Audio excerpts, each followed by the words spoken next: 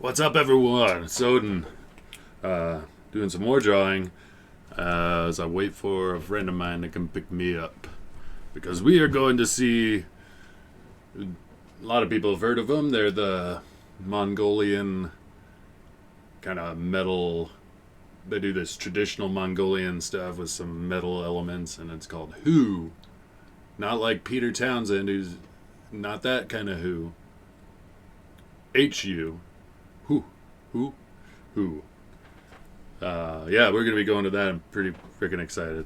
It's been a while since I've been to a concert, to be quite honest. It happened after I quit playing music. There's just kind of like a sour taste. But I'm thinking also because of their styles so different, it's not gonna give me that weird feeling of like, oh, I could be up there doing it better. Which I used to get, especially if I went to like concerts in the same style as what we played, which was metal. I even hesitated to call it metal because I grew up on metal. What we did was, it was kind of like somewhere between Disturbed and Slipknot. Like it could still be on the radio, but it was definitely metal. It's just the purist in me doesn't like calling it that. So, but yeah, I'm super excited for that. That'll be fun. So last night, the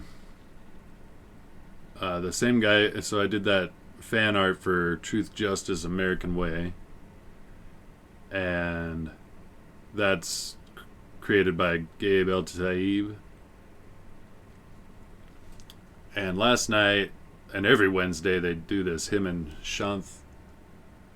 Can't remember his last name. And I would probably butcher it anyway, and I'm probably butchering his first name anyway. But they do this thing called Double Impact. Obviously, the name is an homage to Jean-Claude Van Damme, the only worthy Double Impact. Which I wasn't a fan of that movie. I like honestly, a lot of Jean-Claude Van Damme movies. My favorite being Bloodsport.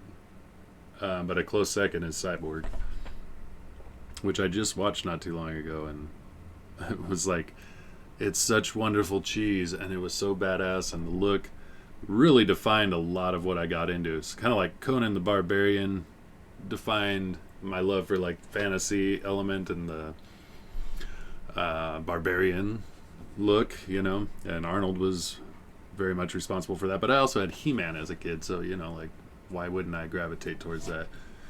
But Cyborg, and seeing like Mad Max when I was really young, but Cyborg was kind of like one that I got into on my own. And I remember drawing like lots of kind of post-apocalyptic things based on Cyborg after I watched it as a kid. So but anyway, they do the show Double Impact, and last night, where they just deep dive into a movie from our youth, if you're around our age. And Gabe let it slip, he's 43, so he's a year older than me, so we're like right there. Grew up on the same stuff pretty much, for the most part. There's going to be slight differences, because he said he'd never watched Red Dawn, which I was like, what? Love that movie when I was a kid. But the first time I caught it, and I guess they've been doing it for a while, so I'd have to go back and see some of the old episodes to see what else they've done. The first time I caught it, it wasn't live, but I saw they were doing it about Rocky, the original Rocky, which I've always maintained, which is funny. I just made a video a couple days before they did that, talking about Rocky and how it's an amazing movie and how the love story in it is phenomenal, and Rocky and Adrian is one of the most beautiful love stories ever made in a movie.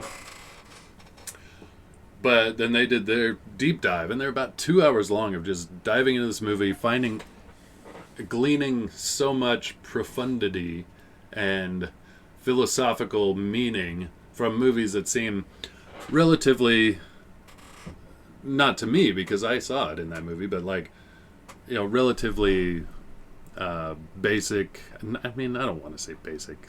Nothing basic about Rocky, but just they're not movies that you think were made to inspire this kind of profound philosophical debate uh,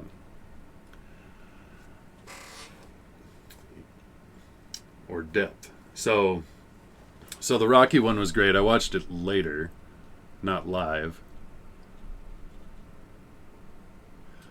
And then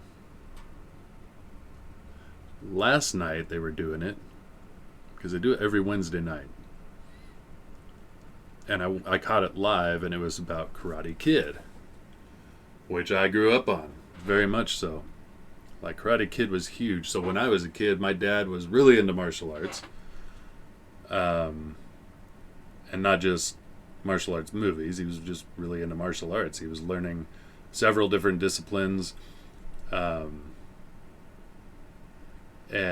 like, he had like a bow staff, and he had nunchucks, and he had all this stuff and all these books. That was funny. If you take the book and just like a flip book, it looked like they were all fighting. It was very fun. So my brother and I would go, hey. But that said, we were raised on Bruce Lee. So Van Damme, Steven Seagal, that's a little... I still watch those, and my dad and I, we all watch those, but it started with Bruce Lee and Chuck Norris movies, really.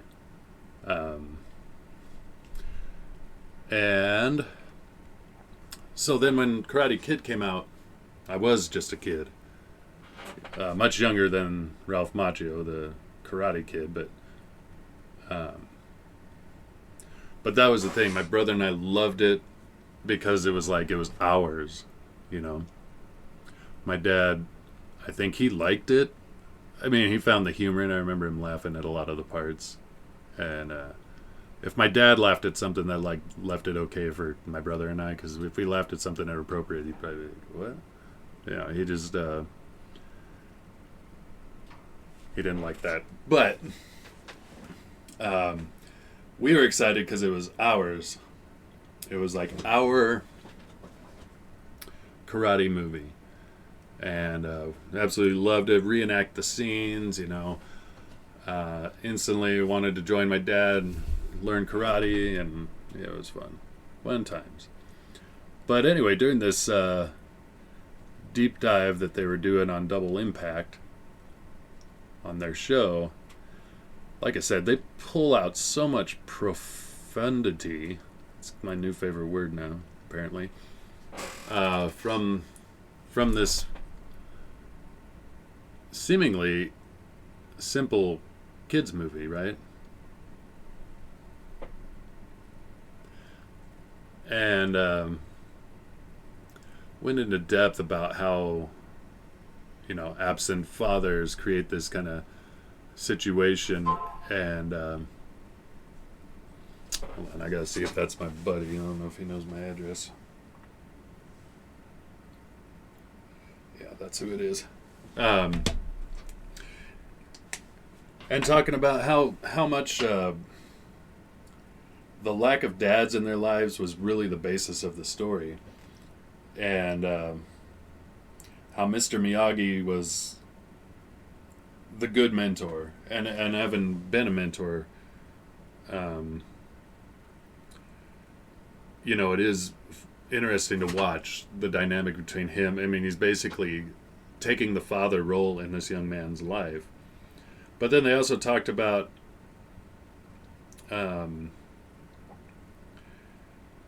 how Johnny got the bad mentor. And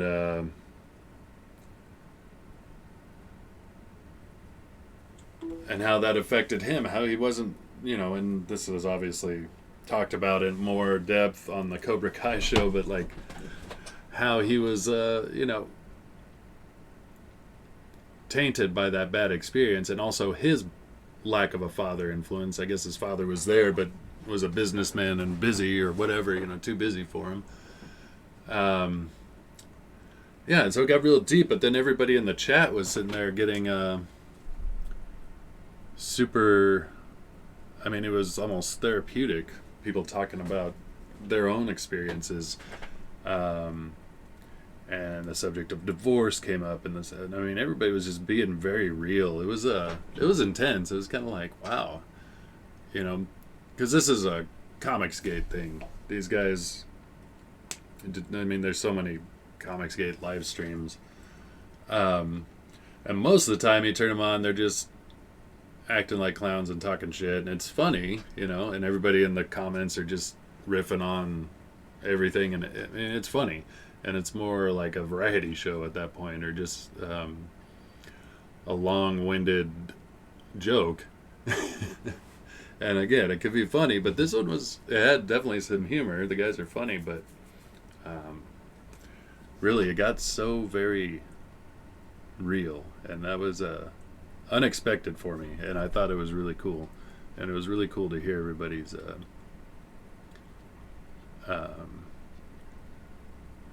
take on the movie, but also learning that everybody's got their own issues in life, and that it was like a no judgment kind of place where people were just being honest, and I was like, this is like what church should be, really. It was my ex-wife's dad, my former father-in-law. One time we were just hanging out around a campfire, discussing the deeper things of life. And he said to me, and I never forget this, he says, "This is church." Now, he was a guy who was a missionary in Germany before the Berlin Wall came down. He was smuggling Bibles into Russia. Ground floor, put his money where his mouth is, believer. And he'd kind of refined some of his thoughts on those things as time went on.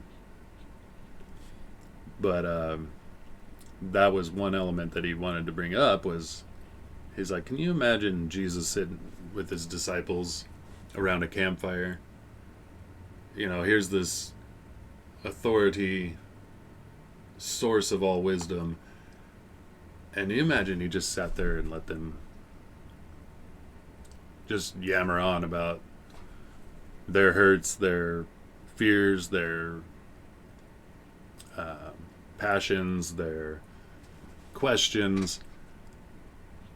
And I do that, and there is something about like camping or campfire or whatever that really brings that out. My girls, again, they're away from their devices. That's a big part of it.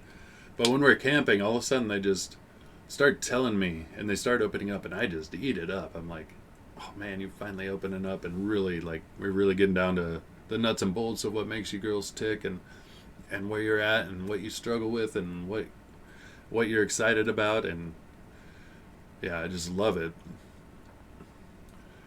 And I bring that up because I mentioned in the chat, I'm like, this is almost like church, because everybody was just freely amongst a bunch of strangers for the most part, just kind of talking about their life, and their struggles and etc. So it was really cool.